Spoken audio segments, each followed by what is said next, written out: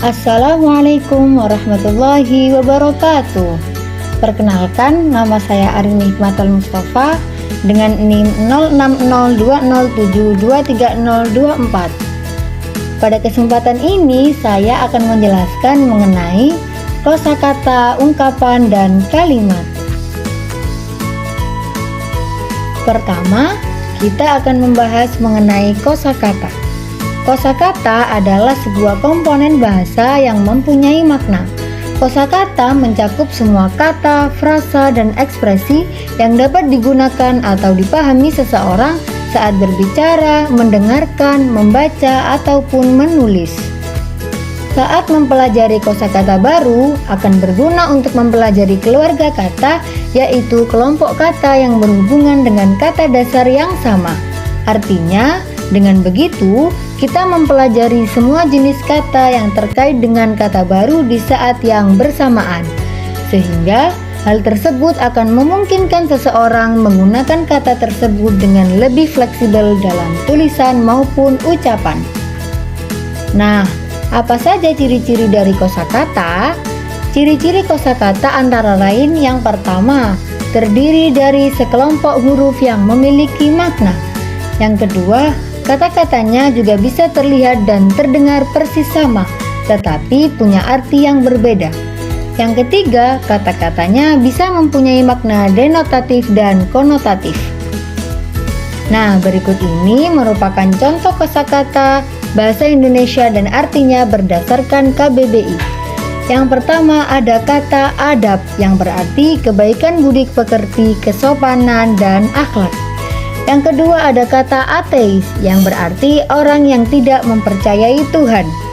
Selanjutnya ada kata baterai yaitu alat yang digunakan untuk membangkitkan aliran senter. Dan yang terakhir adalah buku yang berarti lembar kertas berisi. Ungkapan.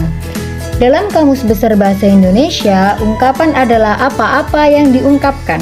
Selain itu, ungkapan juga bisa diartikan sebagai kelompok kata atau gabungan kata yang menyatakan makna khusus, dalam kurung, makna unsur-unsurnya seringkali menjadi kabur. Ungkapan adalah sebuah kalimat atau kata yang digunakan untuk menerangkan makna kiasan dari sesuatu. Makna lain dari ungkapan hampir sama dengan peribahasa atau perumpamaan. Namun, yang jadi pembeda adalah pada jenis kalimat yang digunakan. Ungkapan atau yang sering biasa disebut dengan idiom juga digolongkan menjadi dua bagian, yaitu sebagai berikut.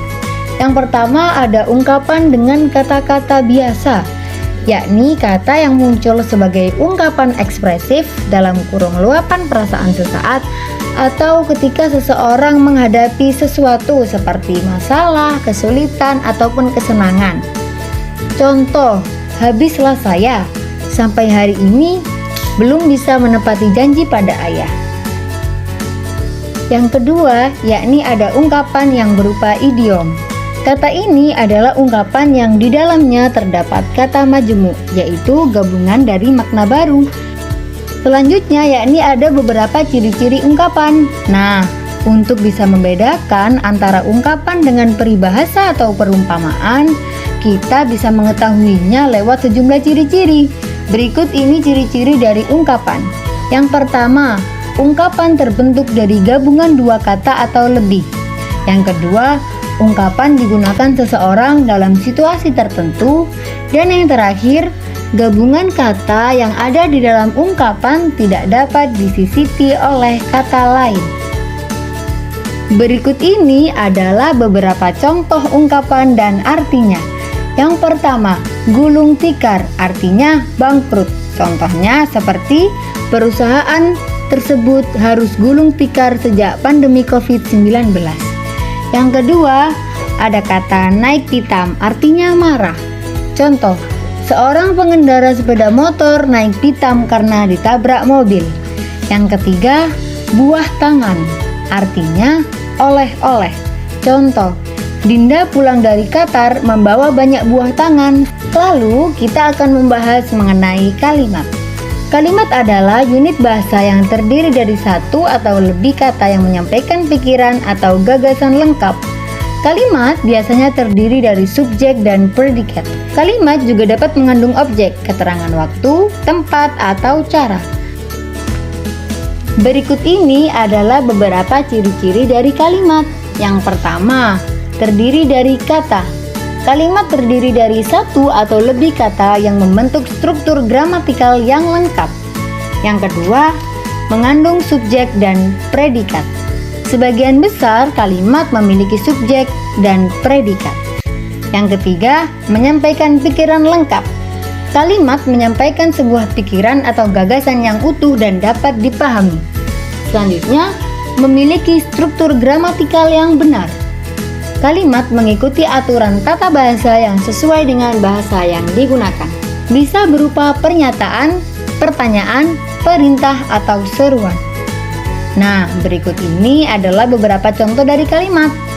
Contoh dari kalimat pernyataan, yaitu Ani sedang membaca buku di perpustakaan. Contoh dari kalimat berupa pertanyaan, apakah kamu sudah makan? Dan terakhir adalah contoh dari kalimat berupa perintah, tolong ambilkan saya air minum. Baiklah, sekian penjelasan dari saya mengenai kosakata, ungkapan, dan kalimat. Saya akhiri. Wassalamualaikum warahmatullahi wabarakatuh.